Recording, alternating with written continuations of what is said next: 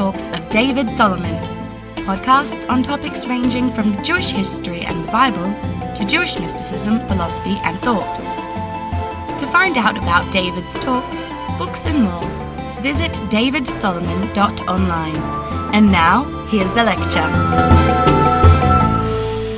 Welcome to the end of the 17th century. In the first talk we spoke about, we did an overview, we talked about lots of different things. We looked at the concept of community as really being the way to access our understanding of Jewish history in the 17th century. Communities are still existing in some respect like atomized entities. There is a global consciousness of sorts, but nowhere near what we would talk about today in terms of a Jewish global consciousness. Communities often didn't know what each other were doing, but there was a network, and Jews traveled pretty much more than anybody else was traveling. And so there was a feed across, but communities for the most part are the most convenient way to access, and we looked at a lot of different things. In the second talk, we dove into the subject of Shabtaut. We drove into Shabtai Tzvi, because if you don't understand or get your head around knowledge of what happened with the Sabbatean events, then you're nowhere near Jewish history of the 17th century. And as a prelude to that, of course, we looked at the Khmelnytsky massacres, we looked at Shabtai Tzvi, we looked at that whole period of rise and disillusionment. Don't forget that what I just said about community is one of the things that started to change about global consciousness in the Jewish world in the 17th century was contributed to by the Sabbatean events, which forced communities to interact a lot with each other. Then last week we looked at some extraordinary women that were making parallel contributions in Jewish history and reacting to the events around them, and some of them we're very fortunate to have windows on their lives in ways that really we don't have with men. Men stomping around the big stage of history, but these women are just getting on with the business of being. And tonight, as I said, I'm going to dive in to something to complement, hopefully cover a couple of issues that need to be talked about in relation to the 17th century. A couple of issues. And some of you no doubt are thinking, well, when is he going to get around to talking about those things? And we're going to do that tonight. So, it all starts on a dark and stormy night, like this one, except a little bit more uncomfortable, because it's around 1639, 1640, and a man called Antonio de Montezinas. Who's heard of Montezinas? Very important name in Jewish history, not famous. Antonio de Montezinas is a traveler and an explorer. And he is, at the moment, in around 1639, 1640, he's pretty much playing the part of a kind of Spanish conquistador. So this dark and stormy night is happening with Antonio de Montezinas as he is crossing. He's in a country, in a place in South America that we now call Ecuador, and he is crossing the Andes with a group of Indian slaves that he has to schlep his stuff. He's actually Portuguese. Why is a Portuguese person being allowed by the Spanish to stomp all over South America? Why are these guys able to take slaves and go exploring and looking for what's there and there? Yeah? Hallowsville. Brilliant. At that stage, if you recall, Portugal was owned by Spain, so the Spanish didn't worry if some Portuguese want to go and conquer places in the name of Spanish territory. And Montezinas was one of those people that was into discovering what's on the other side of this and what's behind that, as people do when they're exploring a new continent. I mean, they've had the continent now for 150 years, but South America is a big place. Not everybody knows what's in there. So he's crossing the Andes with this group of Indian slaves. These Indians he's got with him, they're not Aztecs, they're not Incas, they're indigenous Indians to South America. Yeah? And they too got conquered by the Spanish/Portuguese, and they were put into, basically made to schlep the stuff around for the Spanish as they conquered their territory. And he's crossing the Andes on a dark and stormy night. Now, Antonio de Montezinas has a secret. He's total crypto-Jewsville. His real name is HA-LEVI.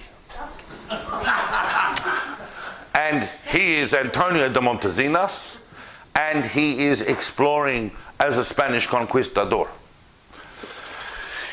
And as they're crossing the Andes on this dark and stormy night, these Indian slaves start complaining about their lot. Oh, woe is us, look at us, we're slaves, we've got to schlep this guy's stuff around, blah, blah, blah. Anyway, they get to a point in the night where they realize we're not going any further, and they set up a camp, and Montezinas goes to the head of the Indian group there, the guy who called himself Francisco, and he says to him, even though you were complaining about me, I'm going to share these biscuits with you. And the guy said, listen, you're horrible. Your people are horrible. You conquistadors, you Spanish, you're horrible. But everything you're doing to us, we deserve. We're just being punished for the sins of our own forefathers. And in fact, many, many generations ago, we came here to this land, and we also conquered it. And the people who were living before us, we treated them worse than you're actually treating us. So I'm not really interested in being friendly with you, but you should know that we're just complaining, and that's what it is. So they have a little more, and then this Indian says to him, I'm paraphrasing the very, very detailed story that was related by Montezinas in a famous document called the Relación, which we'll talk about in a moment, and other historians. So he says, but he said, it's not always going to be like this. One day, our people, we are not who you think we are, he said to Montezinas. And Montezinas is sitting there going, you reckon you don't think who you are? We're not who you think we are. And one day, our Redeemer's going to come. And we're going to rise up, and the world will change, and the Spanish will be conquered. And that's a pretty startling thought from an Indian slave in the Andes on a dark and stormy night in Ecuador in 1640. Sometime later, back in Lima or whatever, Montezinas is arrested. He's arrested by the Inquisition on suspicion of being a crypto-Jew. And he's held in prison for a year and a half. Now, the bottom line is he totally was a crypto-Jew, but they thought he was someone else. And the interesting thing is, he was that other person they thought he was, but they had no proof and they couldn't be convinced. He goes, I'm not that Antonio de Montezinas, I'm this Antonio de Montezinas. We're not that one. So they let him go because they had no proof to connect it. So their suspicions were correct. And eventually he got out. But while he was in prison for this year and a half, Antonio de Montezinas was thinking constantly about that conversation he had with his Indian slaves. And he came to a deep and abiding suspicion that these people themselves might be Jews. So when he got out of prison, he went in search of them, and he found them. He found this Francisco fellow, and he said to him, take me to your people, I want to meet them. And he said, you can't just go to my people. First of all, they're deep in the middle of the rainforest, in the Amazonian rainforest. And secondly, they don't just meet people. Why should they meet with you? And he said, because I believe we have something in common. I'm not really Antonio de Montezinas. I come from a very ancient people. Our God is the God of Israel. Our ancestors were Abraham, Isaac, and Jacob.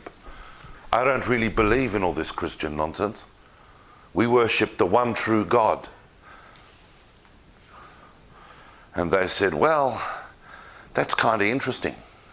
We're not going to say any more, but we'll take you to meet our people. So they trek for weeks and weeks deep into the rainforest. This is in 1640. Still no flush toilets inside.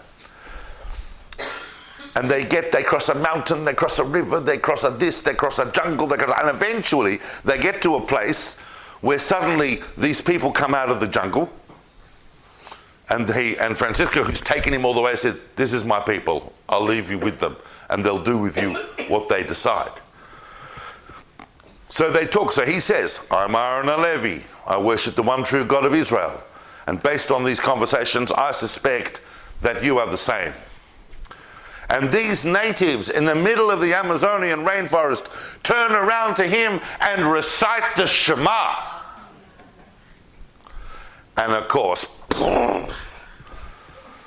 so he said, and then they said to him, we've been waiting for a sign, and you are the sign. We are the lost tribes of Israel. Well, we are one of them. Now, we saw this before. Where did we see this before? Who was at the 16th century? David Reuveni. And amazingly, the David Reuveni story, and 140 years later, that's David Reuveni turning up by himself in Venice. This is a tribe of people living in the Amazon nearly a century and a half later. And they both got something similar. They both claim to be the tribe of Reuben. And they said, you need to go back to the Jewish world and you need to tell them that the redemption is at hand. Because now, and we're going to give you messages to pass on. So he stays with them for weeks. And he sits with them and he observes them, and they're praying 3 times a day, and they're saying the Shema, and they're keeping Shabbat, they're doing all of these things. Then he leaves the Amazon and he goes all the way back to Europe. And where does he go in Europe to relay what he has seen? And this really is where we need to pick up, because this is the focus of what we're talking about tonight. We've talked about quite a number of communities, but there is one community that we need to look at in quite some detail to understand this, and that community is Amsterdam. Montezinas, or HA-LEVI, goes to Amsterdam, and he gathers the leaders of the Amsterdam Jewish community, which was governed by a group of rabbis and leaders called the Ma'amad. And he gathers the Ma'amad together. Now, Amsterdam, just to look at Amsterdam as a Jewish community in the 17th century, people think, when did Jews start arriving in Amsterdam? And we did talk about this briefly in the first talk. But there isn't really a Jewish community of Amsterdam to speak of until the very end of the 16th and the beginning of the 17th. Remember that it's only towards the end of the 16th century that Holland gains its independence from Spain. That means it's no longer under the grip of the Inquisition. And because Holland is now going to adopt a kind of a particularly unique brand of Protestantism, which devolved into what we now call the Dutch Reformed Church, but in fact is something like Calvinism on crack. And Calvinism is a whole unique brand of Protestant thinking based on the ideas of John Calvin and so on from the 16th century. Calvin, together with Luther and others, were at the forefront of the new Protestant wave of Christianity that overtook Europe and caused all these wars. But Holland is now Protestant, and they started allowing Jews back into Holland at the end of the 16th, beginning of the 17th. So the first Jews are only really arriving at the beginning of the 17th, and the first the chief rabbi of Amsterdam was Rabbi Moses Uri HA-LEVI, who turns up in about 1602. And he's succeeded by a number of Chachamim. These are The community was firstly Portuguese Jews. When I say Portuguese Jews, means that they were of Portuguese descent. The Portuguese expulsion and Inquisition had happened 100 years before, but as you know, many, many Jews had stayed Jewish, either within the realm of the Inquisition, or they had been basically moving around where they could. So different Portuguese Jews from different places are able now to get to Amsterdam and set up a community. And then succeeded by other rabbis like Rabbi Samuel Levy Mattera. So Mattera is a very interesting rabbi, and I'm mentioning him because he sets up an institution in Amsterdam that's going to have quite an influence. It was a yeshiva. He sets up the first religious rabbinic training academy in Amsterdam, also maybe in the 1620s. By now, the Jews have already started, a trickle has become a little bit of a stream, and we're setting up different institutions in Amsterdam. The Portuguese Synagogue is up and running, and he sets up an institution called Keter Torah. Keter Torah was going to become a very influential place of learning, very influential. And Mattera also was interesting because he was engaging in anti-Christian polemic.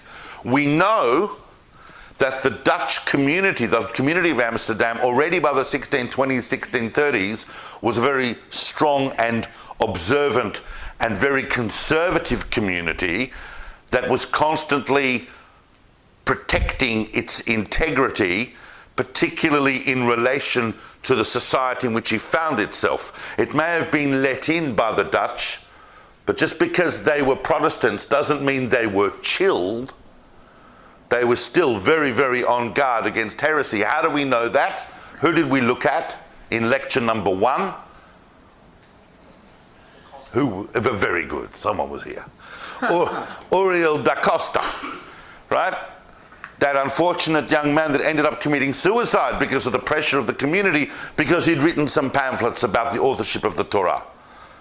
But nevertheless, Mattera himself had no problem engaging in anti-Christian polemics. And his anti-Christian polemics, which were published in his lifetime, were all anti-Catholic.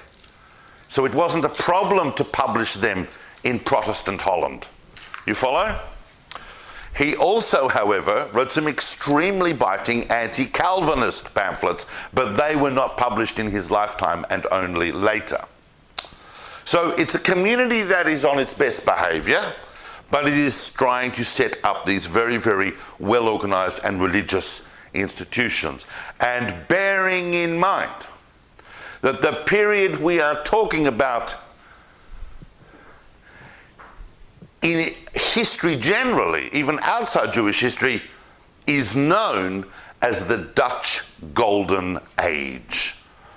Because that is precisely the period, the first half of the 17th century, as the Jewish community is establishing itself, as they allow Jews in, as the community is getting organized. Holland itself is going through its greatest ever period in Dutch history. It is the center of the world economically. It's pretty darn strong militarily. It's inventing capitalism as we know it.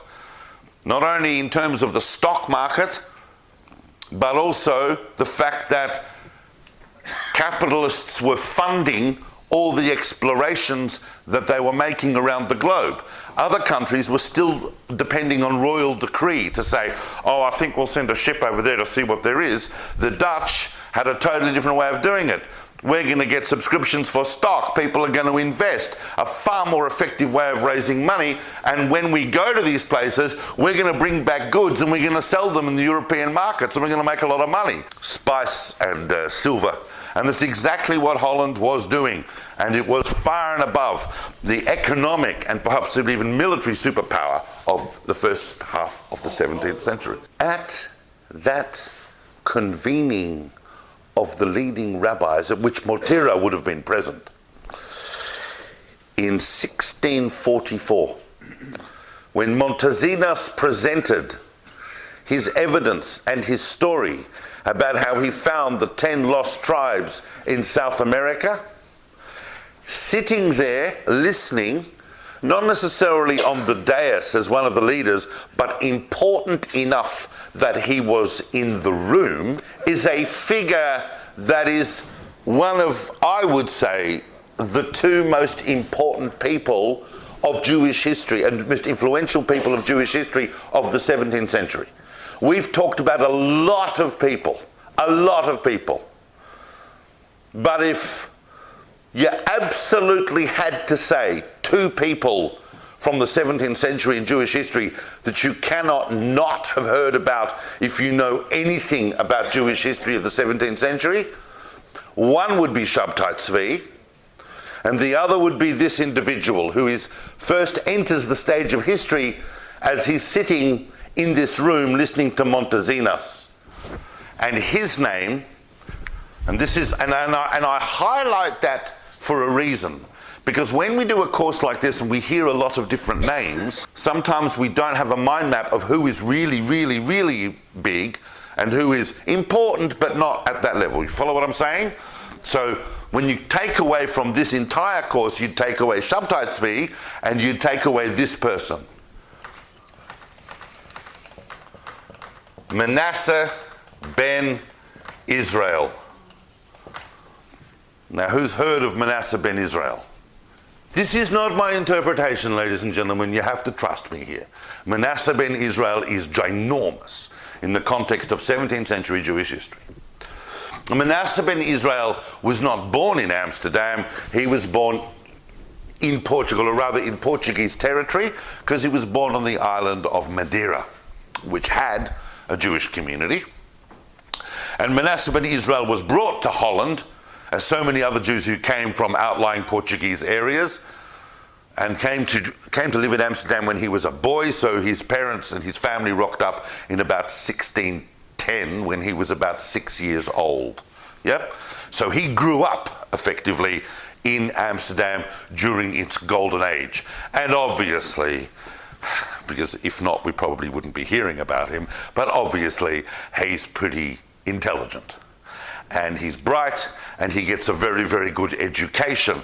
He studies at the Keter Torah school, he gets ordained as a rabbi, but he also gets a very good secular education and has a great secular interest, not but in science, but also in wider theological matters. He's very interested in the cross-fertilization that he sees around him. Holland was becoming one of the most cosmopolitan places in the world. He wasn't just seeing Jews, he was seeing Christians of different flavors, he was seeing even some Muslims. Holland was seeing just about everybody type passing through. And he took a great interest in cross theologies and became friends with a number of different famous theologians of both Holland and elsewhere during the time when Protestantism was really starting to take hold in Europe. The first important thing Manasseh Ben-Israel does, and this is no small thing, this is not even what he's famous for, this is just one of the things he does, is he establishes the first printing press in Amsterdam. Hebrew print, not the first printing, the first Hebrew printing press. Now, during the course of the 17th century, Amsterdam became such a famous place for printing Hebrew books that even books that were not printed in Amsterdam have Amsterdam written on their frontispiece, because it made the book, it gave the book more credibility to look like it was published. That's why in the world of scholarship we talk about books, we talk about Amsterdam and pseudo-Amsterdam in the world of Jewish texts. We know, fortunately, which ones were in Amsterdam and which ones weren't. But Amsterdam had a quality of printing that was actually very technologically advanced. So Manasseh Ben-Israel is involved. His printing press is not such a brilliant commercial venture. Basically because he did something that, printing, those of you who are obsessed with the written word will know, that printing is a bit like drugs. Yep. And you've seen Scarface, right? The movie? Yep. With Pacino? Yeah? Famous movie. So what's his basic mistake? Yeah. What's his basic mistake? Yeah. But what about it? He's selling cocaine, but what's his mistake? He's using it. He's using it. If you deal in drugs, don't use them. Right? Get rich off them, don't use them. So if you've got a printing press, right? Print other people's books, not just your own. In any event, one of the very, very important books that he produces is a book that he's written, which we know as the Conciliator. And I mention this not as an obscure fact, but because the Conciliator is a fascinating text, because it's trying, and this will become more important as I get into this talk, it's trying to resolve many of the contradictions that we find in the Bible. Now, I don't know if any of you have ever read the Bible, read the Tanakh. There are apparent contradictions going throughout the Bible. This is not a problem for the sages of Israel because that's what we have commentaries for, and many of the apparent contradictions, not contradictions at all. But there are things that need to be resolved and need to be explained. And Manasseh Ben-Israel's unique contribution in the Conciliator was to draw an incredibly wide range of sources, including some Christian sources, to try and reconcile all of the different passages. This is on the assumption that the Bible is a single homogeneous document of the Word of God, and therefore the underlying assumption is that everything can be resolved because it must be resolved. And that's a typical project theologically in Amsterdam in the 17th century, but no one had done it from a Jewish perspective, and that's the Conciliator. So already he's established himself. At the same time, in the golden Dutch age, Manasseh Ben-Israel is becoming a dude about town. He's known as a rabbi, but he's also known as a scholar. He's known as someone that if you're a proper Christian gentleman and you want to talk to a Jew, you can talk to him. He speaks several languages. He's like, you know, he's a proper person. Manasseh Ben-Israel gets a reputation as a well-integrated scholar. Yes, he's a Jew, and the Jews have something about them that's a bit weird for us, but he's a good face of the community, and that's why he would have found himself at the room when Montezinas in 1644 would have been talking. Manasseh Ben-Israel would have been around about 40 years old that time. Now the other thing is that Manasseh Ben-Israel was friends with some very prominent non-Jewish creative types. Do not call out. Who is the most famous of the creative types that he was friends with? Rembrandt. Now Rembrandt was living not far from the Jewish area. Rembrandt liked Jews because they made fascinating studies for his paintings, and Rembrandt was deeply interested in the Bible. So when he'd need to illustrate the Bible, he'd run out, find a Jew on the street and paint him. Effectively, we have at least 2 portraits of Manasseh Ben-Israel made by Rembrandt because they were not only associates, they were on quite friendly terms. They lived near each other. I'm not saying that Rembrandt went round to his house to be a Shabbos goy, and turn the lights off on a Friday night, but they knew each other very well. Rembrandt, by the way, was probably the most philo-Semitic of any artist, non-Jewish artist in the last few hundred years. He really felt strongly about Jewish people, and he loved living near Jewish people, and he painted many, many of them. There's even a rumor historically that he was Jewish, that Rembrandt was Jewish. This is not a rumor that is given much credence by historians. We fairly know Rembrandt's lineage. I think his mother was Catholic, his father was Protestant, but he was so involved in the Jewish community that that rumor came about.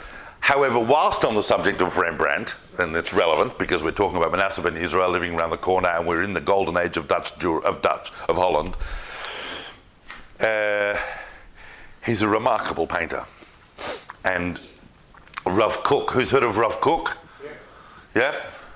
So Rav Kook said of Rembrandt that he was a tzaddik. That's a very, very high level of praise, that he was a righteous person. And the reason Rav Kook said that is because only someone who was in deep communion with the divine, would be capable of using light in that way. Remember that Rembrandt's entire revolution really in terms of Dutch painting was the way that he was able to portray light within the context of the materials that he had at hand. Fascinating, but we're not talking about Rembrandt, which we're going into Rembrandt, fascinating, but he knew Manasseh Ben-Israel and painted him. Now, Manasseh Ben-Israel sits in the room and he listens to Montezinos.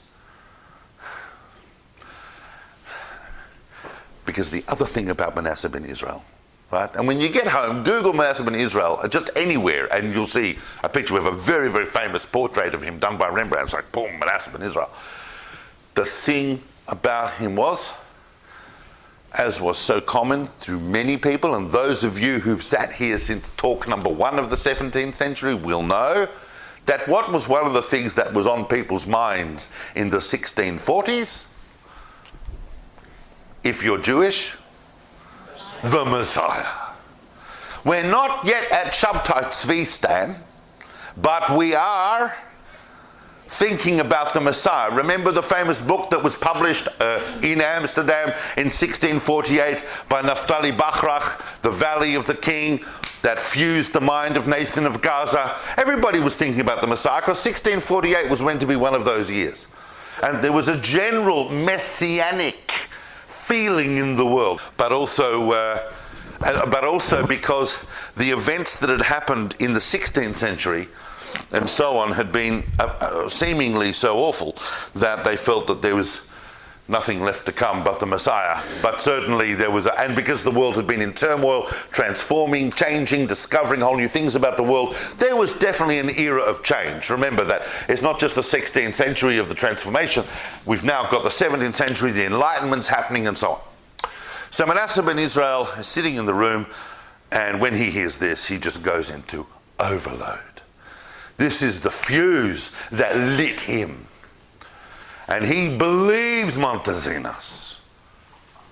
Now it so happens that Manasseh Ben-Israel, being this theological dude about town, was also in correspondence with some important Christian theologians, Protestant theologians. One of the, Peter Serrarius, who is an interesting figure I'm not going into right now, Henry Jesse in England. Henry Jesse, I'll come back to him later. Fascinating. These thinkers and leaders of Protestant thought were also deeply impressed by the reports of Montezinos, because there is this thing called millenarian thinking. It's the belief that the Messiah is coming at any moment. Yeah? So that took hold in the Christian world. Remember, that's also a background to what was going on later with Shabtai Tzvi and so on. So these millenarian thinkers, Christian millenarian thinkers, were starting to correspond with him, and one of them in particular, a man called John Dury. This is not a lecture on Christian millenarians, but John Dury, another fascinating figure, and deeply in correspondence with Manasseh Ben-Israel, writes to him and says, "You were there when Montezinos gave his testimony. Tell us what you think." And Manasseh Ben-Israel wrote him back and said, "I believe it." But he didn't just do that.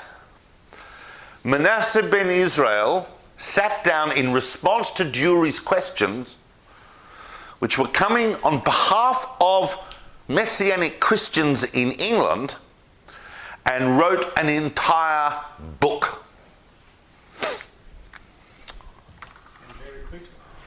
And very quickly. And this book was called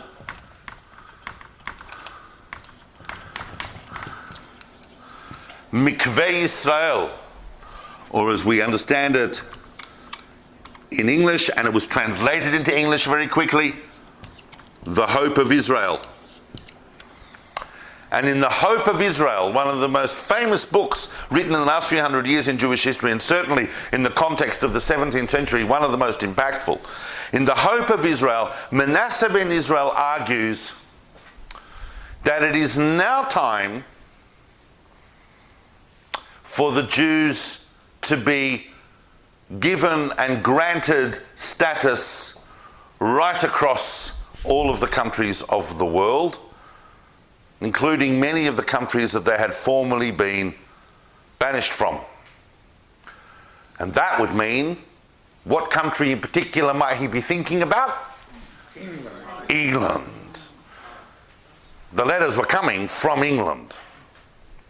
But this was the beginning of an idea. He points out, and it's very interesting, he makes several arguments in this that are very, very difficult to argue against, especially if you're a millenarian Christian in the 17th century. First of all, one argument is redemptive. And listen very, very carefully, because what I'm about to say will confuse some, but I'm going to make an observation that I've made previously when I've spoken very briefly about Manasseh Ben-Israel. I've never had the opportunity to go into a kind of this depth we're doing now. But it's very, very interesting. If we go back a century or more than a century to Molcho and Reuveni, what were Molcho and Reuveni saying? What did they want to do? Do you remember? What did they want to do? They wanted to bring all the Jews together into the Holy Land. That's why Molcho is called Reuveni and Molcho called the proto spark of the granddaddy of the spark of Zionism, right? They wanted to bring Jews into the Holy Land. They wanted to have a crusade, in fact. Manasseh Ben-Israel's idea is effectively the opposite. Manasseh Ben-Israel is saying that it's very clear from the prophecies in the Bible that the Jews need to be spread out to all four corners of the globe. And so long as they are being limited in where they can go, the Messiah cannot yet come. So there's a redemptive argument in allowing the Jews into countries, especially now that we're starting to see political agitation in the world, and that Jews have a very good understanding of this newfangled idea called democracy. And the third argument was basically economic. It's never been bettered, this argument, and it's never been proven false. Manasseh Ben-Israel says, when you think about Jews, you really think about some verbrochene people. They're smelly, they're broken, they're pathetic. But really, that's not the case. Yes, we undergo difficult circumstances at different times, because every once in a while, some maniac will stand up and try and oppress us and kick us out. But whenever that happens, someone else takes us in and lets us have equal conditions. And he cites various examples. And when that happens, what happens to the society and the economy of the country that takes Jews in? What happens to them? And if you don't believe me, have a look at Holland. Superpowers. They become a superpower. And that argument has never been falsified till the 21st century. Now, very impressive book, Hope of Israel. But some things have got to happen before it really starts to take effect. And it doesn't really kick off until about 10 years after Montezinus. Because I don't know if you heard about it. But England had a revolution. And after the Battle of Worcester and other things didn't go so well for the king, Charles I. And he ended up losing his head. And England was ruled by a Lord Protector called Oliver Cromwell. A Republican. And it was the Commonwealth of England, and he was the Lord Protector, and it was effectively ruled by Parliament. Now, one thing that's very well known, I can look around the room and I can see people going, oh yes, finally you've said something I know. What's not so easily known, and remember, just to remind us, just to remind us, so that there's no one sitting in this room here being confused, that when Manasseh Ben-Israel was making that argument, it still was illegal to be a Jew in England. The Jews were expelled by Edward I in 1290. So it's illegal. As it turns out, there were a few Jews sprinkled around, but for the most part, it was illegal. And that was the whole point. Cromwell didn't have a problem with Jews. But he was an Englishman. He'd probably never even met a Jew. He knew what they were, but he didn't have any specific problem. He certainly didn't have any theological problem. But what Cromwell's main concern with, as with Cromwell's main concern in just about everything, was maintaining civil order. He didn't want to do anything that was going to upset the society. We've just killed a king. Things might just be a bit fragile. Now, what's also not known necessarily, and realised by a lot of people who understand this aspect of history, because they don't always put these facts together, is that they go, oh yes, well, you know, Holland was Protestant and England was Protestant, so that was, now we can understand why Manasseh Ben-Israel was agitating to get the Jews into England. And they forget that between 1652 and 1655, England and Holland were at war. They were at war. Now, that was the first of a series of wars that's going to go between England and Holland, the ANGLO-DUTCH wars, that's going to go on into the 18th century. But there was a window from 1655 onwards where diplomatic relations were restored. And it was not Charles I who'd gone to war with Holland, it was Cromwell. What was the reason for the war? Yes. Trade. Trade, yeah, control of the seas. Control of the seas, for sure. It was during that period where New Amsterdam became New York, and so on. So it was all about controlling the trading ports, about controlling the seas, and it was a very ugly war. Just because, in other words, it put a lie to the idea that just because two countries are now of the same religion and are both trying to be capitalist, that wouldn't happen. It happened. Yep. Okay.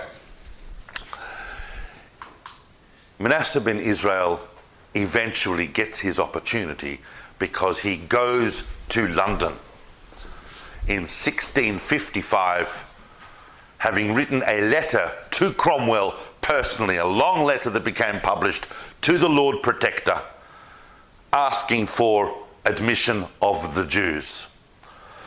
And he came to London and he met with a whole lot of people, some important figures. Not entirely sure that he personally met with Cromwell, whether he actually had high tea with him in Hyde Park, we don't know that. But he certainly, more than likely, at least was introduced to Cromwell. But he met extensively with a lot of people, government officials, and particularly influential jurists and theologians in London at the time, who were all discussing this issue. Eventually, and he went to London with another rabbi, who we will not go into in detail, but who is a fascinating person in their own right. I've actually attended an entire conference just on this person, called Rabbi Jacob Sasportas. Rabbi Jacob Sasportas also had come from Holland. He was actually originally born in North Africa, but he was in Holland. He is going to go on eventually to become the head of the Keter Torah Academy in Amsterdam, and one of the fiercest anti-Sabbateans of the late 17th century. Fascinating figure, but we don't have time to go into him now. But he went to London with Manasseh Ben-Israel, and eventually Cromwell says, you know what? We're going to have a conference. We're going to have a big conference, and we're going to talk about it. And that conference, of course, became called anyone know what that's called? The Whitehall Conference. of December 1655. Very important conference in the context of Jewish history. The Whitehall Conference. Where do you think it was held? There you go. So, easy to remember. So, at this conference, which lasted about 2 weeks, a conference of all the top politicians and jurists in England, singularly on the subject of, do we readmit the Jews? And arguments for and arguments back, and of course Manasseh Ben-Israel's friends were all arguing for, and guys like John Dury and Henry Jesse, who knew Cromwell, were putting a lot of pressure on Cromwell to say, let's do it, let's do it, let's do it. And Cromwell didn't want to do it. Not that he didn't want Jews, he didn't want to say it officially. Saying it officially would send waves of discontent throughout a society that he was seriously trying very hard to control and keep stable. One little spark could ignite a range of things. So he communicated to those close to him that he personally didn't have a problem with Jews coming in, and he would give it the nod, but he didn't want to talk about it officially. And so what the Whitehall Conference did was it came up with a fascinating conclusion. And the conclusion was arrived at by eminent jurists. At the end of the day, it boiled down to a legal decision, and not a political one. It was a legal argument that won the Whitehall Conference. And the legal argument was, in essence, there is no law against it. And the reason there is no law against it is because that law was affected by royal decree. And we don't have a king. And Parliament, who is now the sole sovereign authority in this land, has effected no such law. So we're not going to start saying officially, let's make a law to give Jews the right to come. We're just going to say there's no law against it. And it is from that moment, the end of the Whitehall Conference, December 1655, and quite a number of people at the time write this, that is the moment that Jews were readmitted into England, and they started to come. And they first of all came from Amsterdam. And they were predominantly Portuguese Jews. Yep? Or Jews of Portuguese background. A couple of whom had already been living there.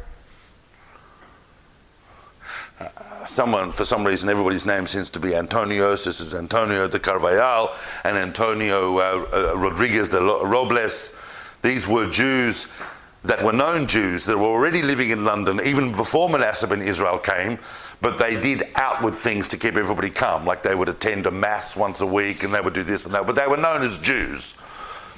And it was their actions at one point when some of their property was seized by customs, and they forcibly entered and took the property back and so on, and it ended up in the courts, and the courts had to basically make the decision that there was no reason a Jew's assets should be seized any more than anyone else's Jews. And these sorts of de facto legal bits and pieces contributed to the status quo that Jews can come and we're just not going to say anything about it. The great flood of Ashkenazic Jewry that came from Germany is really the story of the following century. That's really the early 18th century and the mid-18th century, so that we know that by the time we get to the end of the 18th century, you've got all those thousands of Jews living in the slums in East London and on the streets, and they're the ones that eventually find their way as convicts to Australia. That really is a whole other story. But the first Jews that were arriving were properly showered Portuguese Jews, and they were coming into London, and within a few short decades they had managed to set up the Bevis Synagogue in London and so on. So Manasseh Ben-Israel is critical to our understanding of the 17th century shift and the Jews being readmitted into England from Holland, and that impacts all of us. And it impacts everything going forward in terms of anything to do with Western Europe and the New World. Because Jews were allowed in England, they were allowed in England's territories in the New World. Yeah. There's a restoration after Cromwell died. Well, of course. Well, Cromwell dies in, I think, 1658. Yeah, in 1660, Charles II comes. They bring Charles II back, and they restore the monarchy. Correct, I'm glad you pointed that out. And but it was a very different monarchy. It was a monarchy that had to basically behave itself and be guided by Parliament. And if Parliament said Jews are here, and I've got to tell you that a lot of historians today believe that Cromwell was swayed by two things. He was swayed on the one hand by the redemptive argument. He was at the end of the day a good believing Christian boy who wanted to see the Messiah come back. He wanted to see the Jews convert. He knew that had to happen by way of the processes laid out in the Bible, so he thought the Jews need to be here. But even more so, he was persuaded by the economic argument, and he knew that allowing Jews back into England would start to see England's economy boom. And he wasn't wrong. Now, brace yourself. Because such is the nature of Jewish history, and it's so fascinating.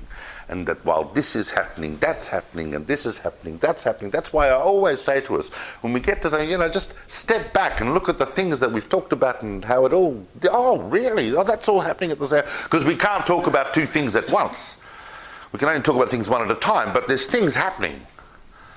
While Manasseh Ben-Israel is in London, because he's there for 2 years, but even shortly after he gets there, while he's having high tea with Cromwell, allegedly, one of his students who's been studying at the Keter Torah Academy, a young man by the name of Baruch Spinoza, who was a student of Manasseh Ben-Israel,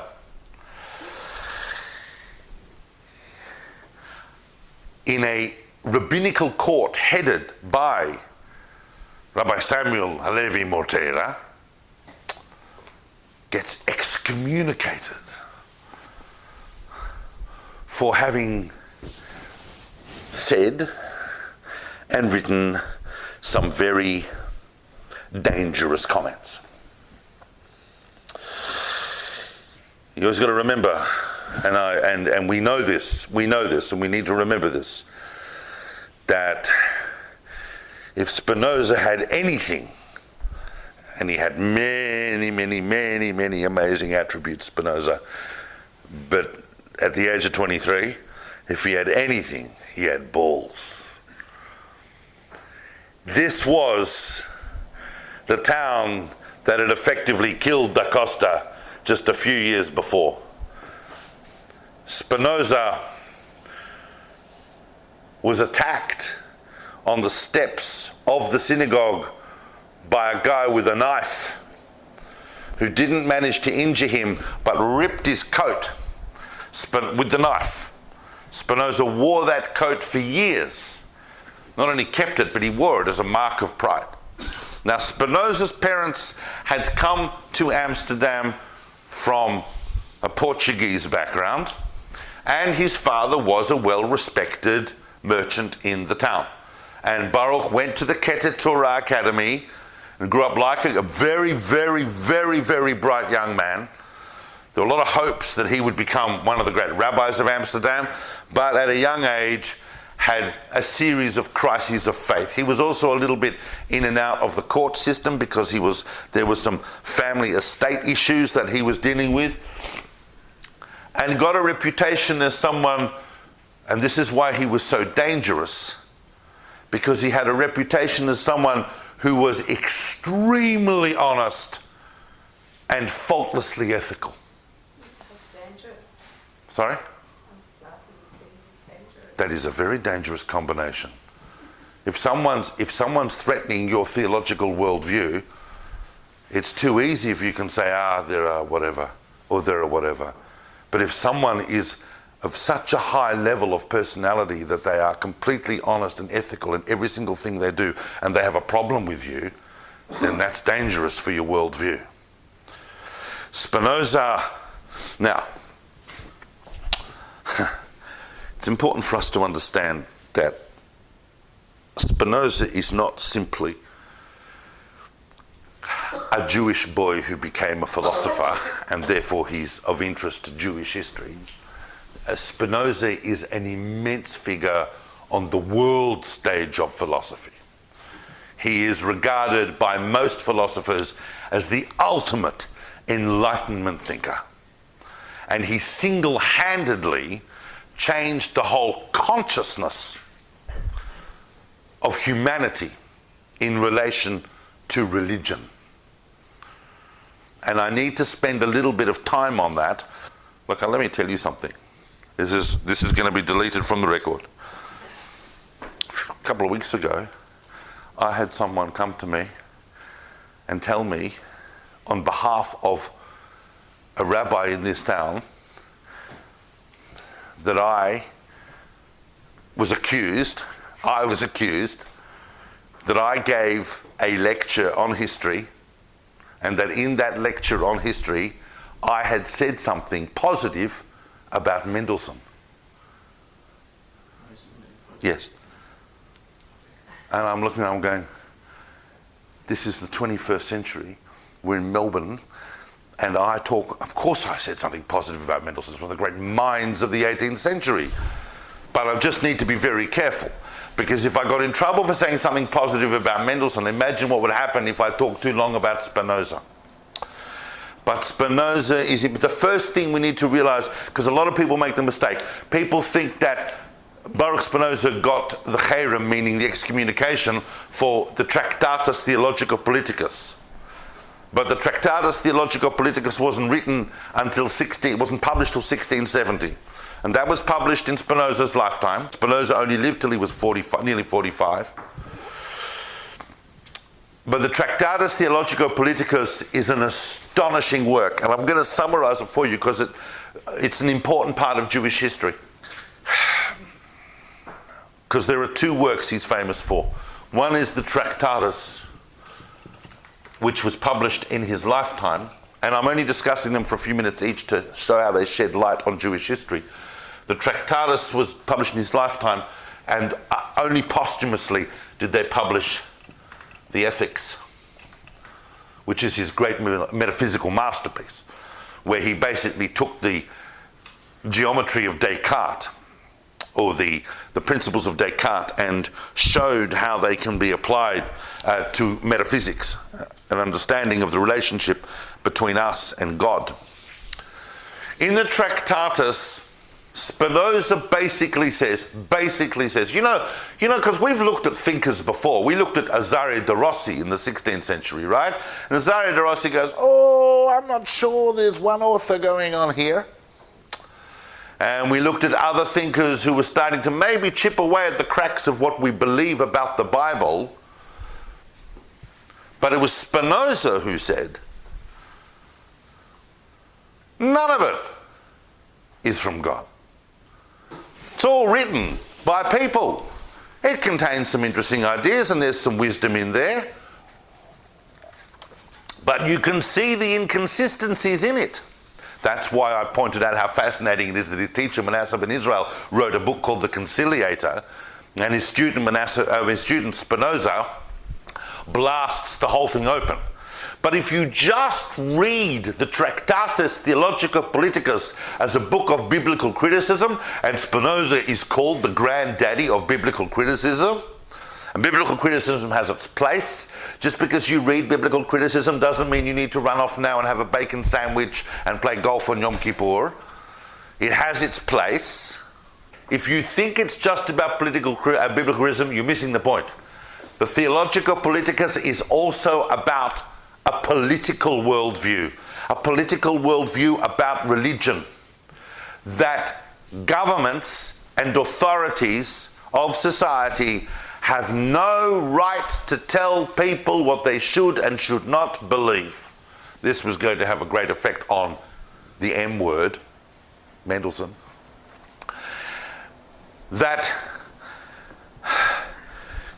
And then he launches into this massive political argument.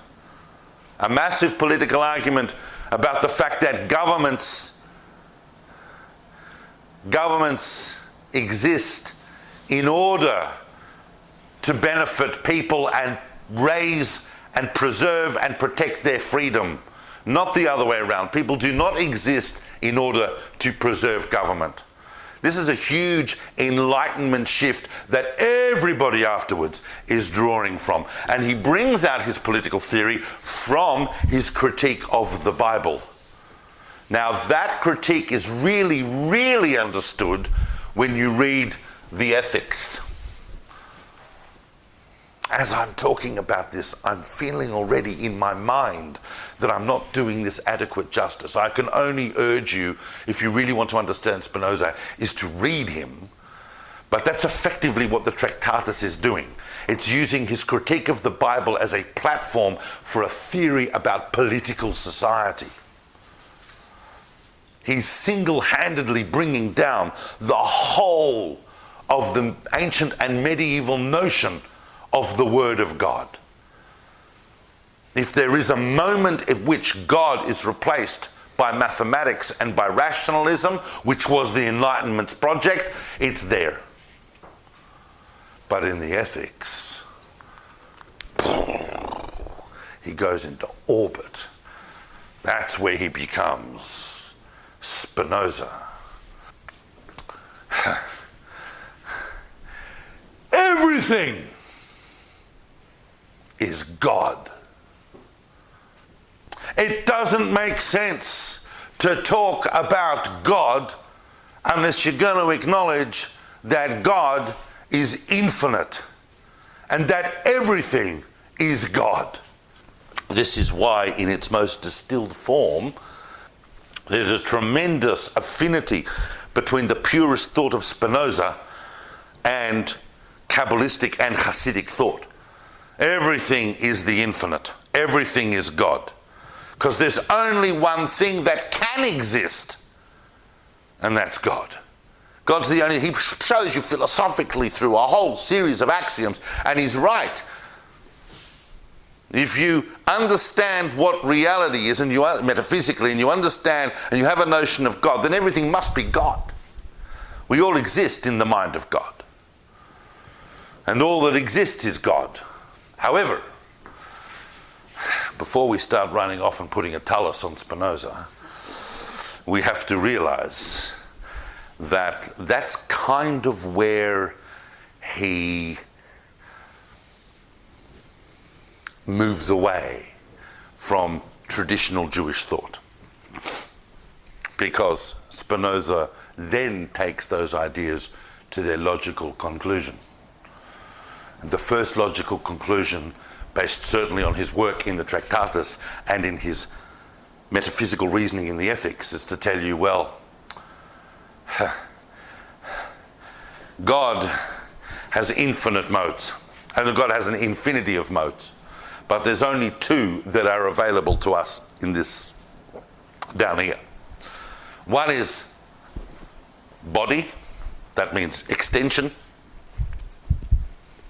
Or that word extension means everything.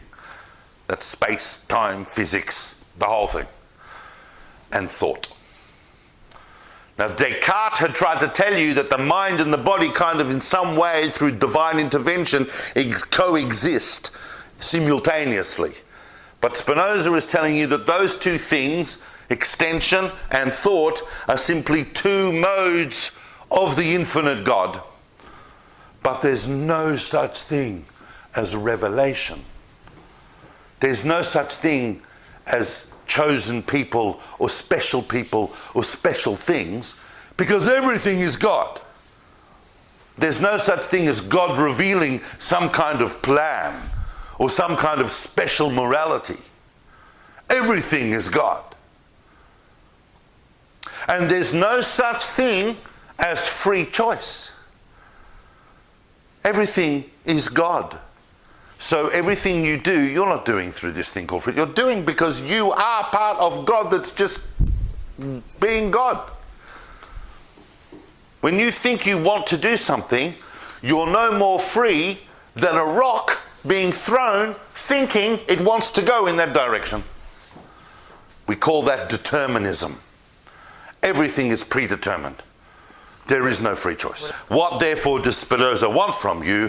What Spinoza wants is for you to accept that if there is anything that we as human beings can do, and we are caught between our bodily impulses and this amazing concept of the rational instrument of the mind that can contemplate the workings of God. And God is revealed, if God is revealed at all, is revealed through substance, through nature, through its reason and through its rationality. Don't forget that this is the time of Galileo and of Newton and of everybody else. I mean, when he left the Jewish community, where does he go? He doesn't become a Christian. He doesn't become a Christian. That's unheard of. If you walk out of the shul and flick your forks and go down and live in another neighborhood and you're in the 17th century, you have to become, how are you going to survive? You've got to become something. Not only is he the first secular Jew, he's generally identified as the first ever secular person in Western Europe. And he gets a job as a lens grinder. He got interested in optics. Anyone know one of the people that Spinoza worked with? He worked with Huygens. Christian Huygens. Am I saying it wrong? I've always said Huygens. He saw the rings on Saturn. He saw the planets of Saturn, the moons of Saturn. They named the thing, the Cassini-Huygens thing went to Saturn from NASA just a few years. You must have read it. You're studying too much Jewish history. You have to look at a bit of astronomy occasionally. Now, anyway, he collaborates with Huygens, so he gets interested in lenses and optics. He's a secular person. But he has this incredible metaphysical vision of what humanity is capable of if it strips itself of the superstitions of religion and focuses on contemplating on the reason and rationality of God as evidenced in God's own self, which is nature, which is substance. Now, a lot of people say that's close to pantheism, basically saying that nature is God. The jury is out on that. Now, before I leave Spinoza, I've got to tell you, because he was rejected. And in fact, calling someone a Spinozist for the next 200 years was akin to calling someone an atheist. And he's never really been recovered by the Jewish community, even though because the Jewish people are going, I don't care what you say, Baruch. I don't care what you say. People are chasing after us. People don't like us. And that's one aspect of being Jewish. And we have got by because we have a Torah. We believe that God revealed something to the world to make the world better, and that the Jewish people are instrumental to that project. But Spinoza was having none of it. Didn't believe in free will, didn't believe in revelation, didn't believe in religion, and said, that's where I'm at, and the rest of humanity can spend the next few hundred years catching up.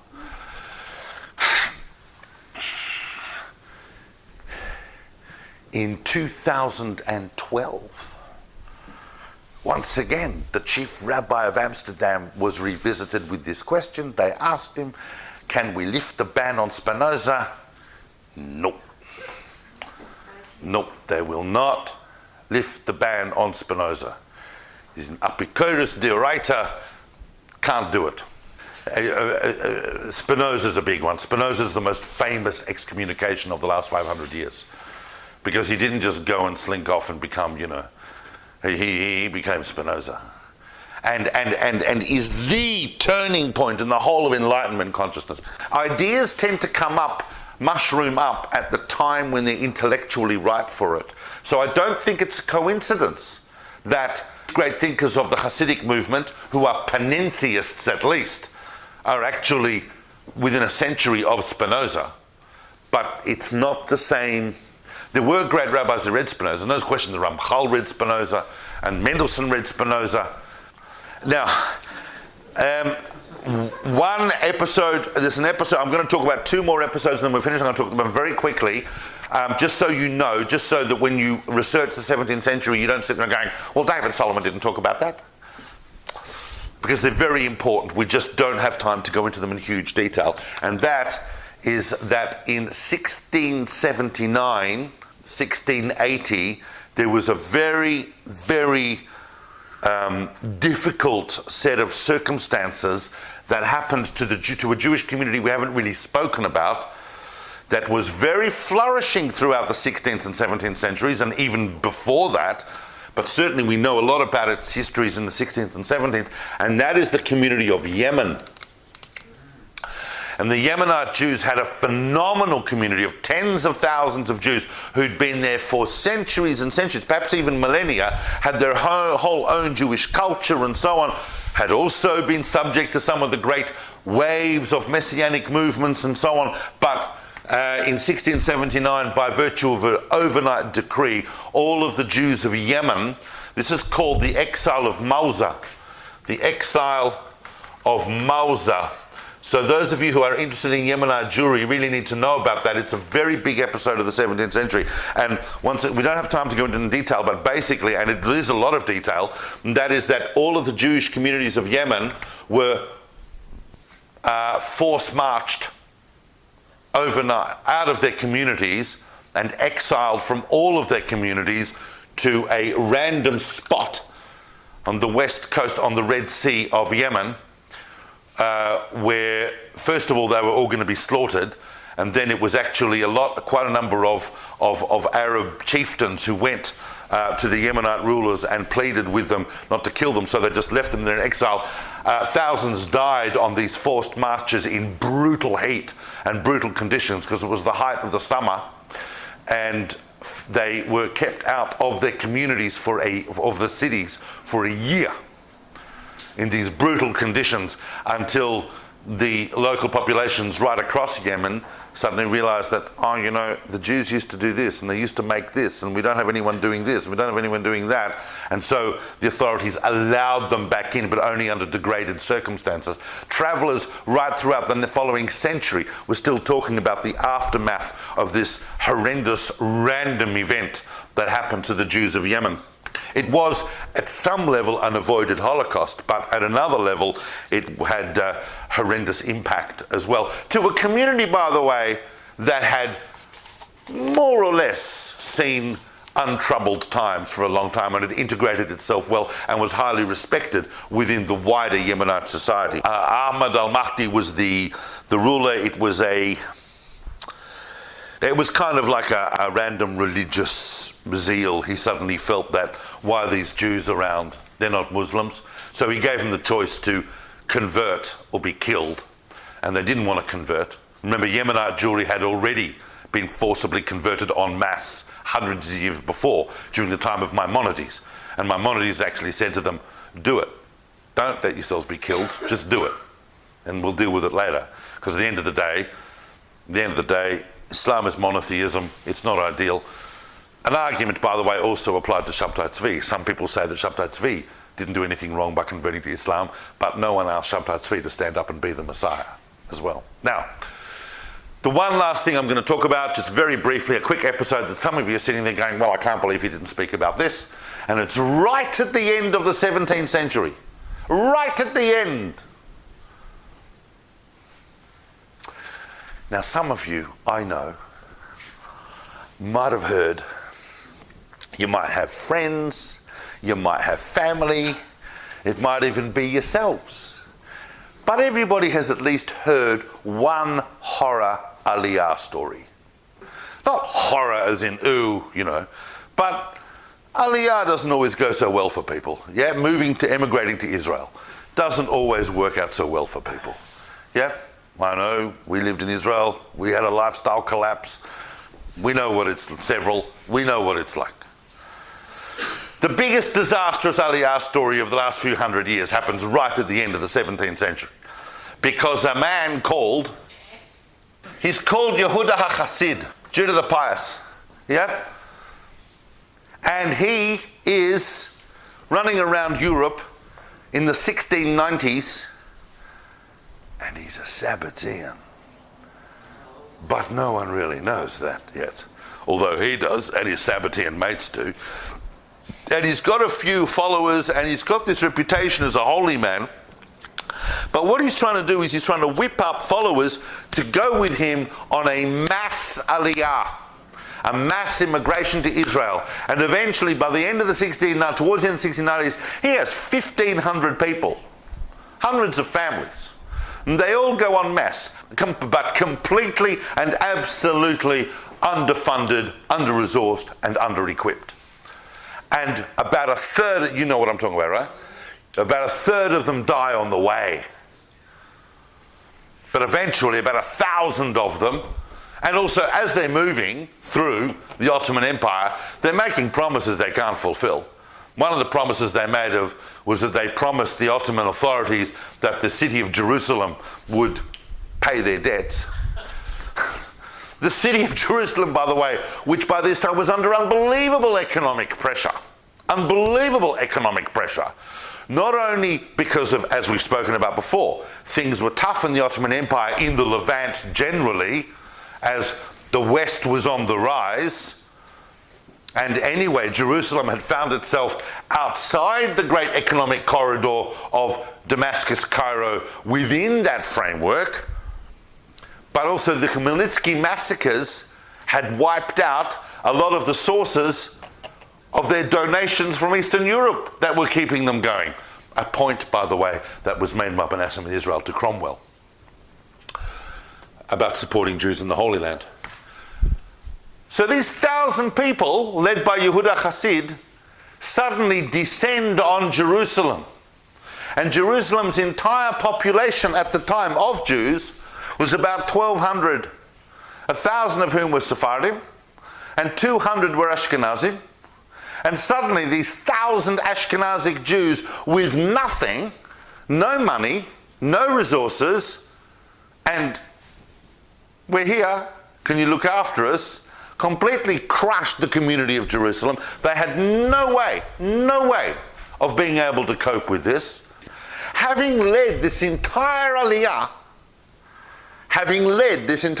when they arrive in Jerusalem, about 3 or 4 days, less than a week after they arrive, Yehuda Hasid dies. But being Ashkenazic Jews, a bit of this, bit of that, and eventually they build a shul. That shul, a few months later, gets destroyed by the Arab builders who built it because they can't pay them. So they come and they knock the building over. The Ottoman authorities are so incensed that they banish all Ashkenazic Jews from Jerusalem. Doesn't matter whether you were here after, before that event, no more Ashkenazic Jews. So a lot of Ashkenazic Jews, quite a number of them pretended to be Sephardim and actually started wearing Sephardic dress, and their descendants even wear Sephardic dress to today, even though they're Ashkenazim. And some of them went to live in other holy cities like Hebron and Tzfat and so on. That synagogue, which is known as the Hurva Synagogue. Oh, now I'm seeing some people go, the Hurva Synagogue got rebuilt in the 19th century and became the chief Ashkenazic synagogue in Jerusalem. It's the one in the Jewish quarter with the dome over it. It's very famous. You've all seen it, or seen pictures of it at least. That then got destroyed by the Jordanians in 1948, as you do, and then it got rebuilt.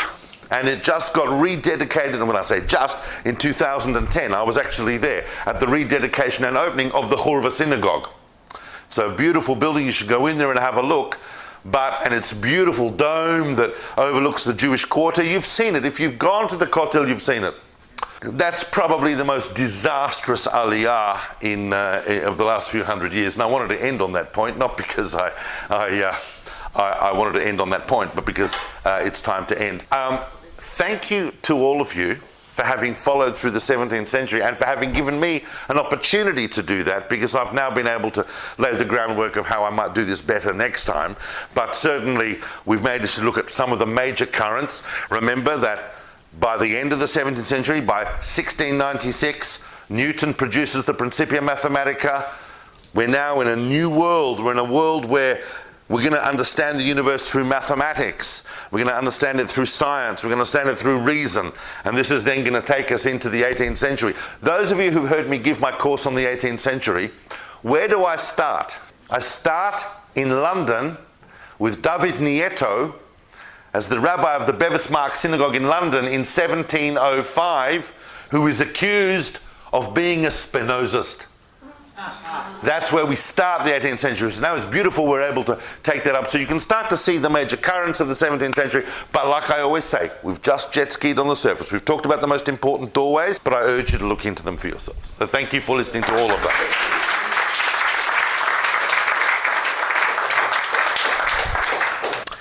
As usual, the notes are here.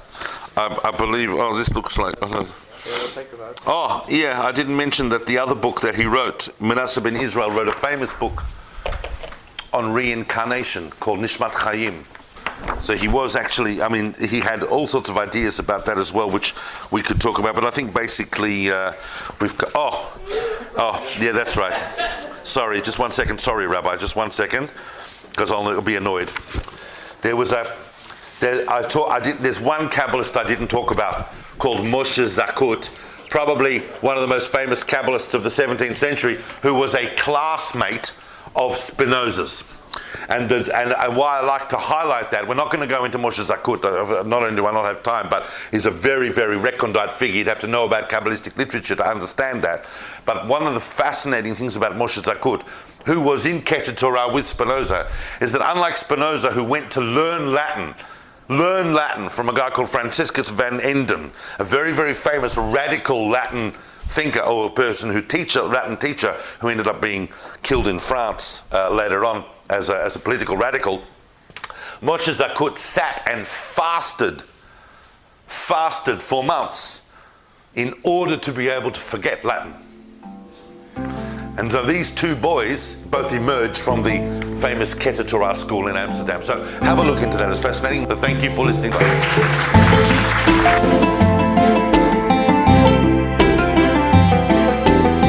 Thank you for listening.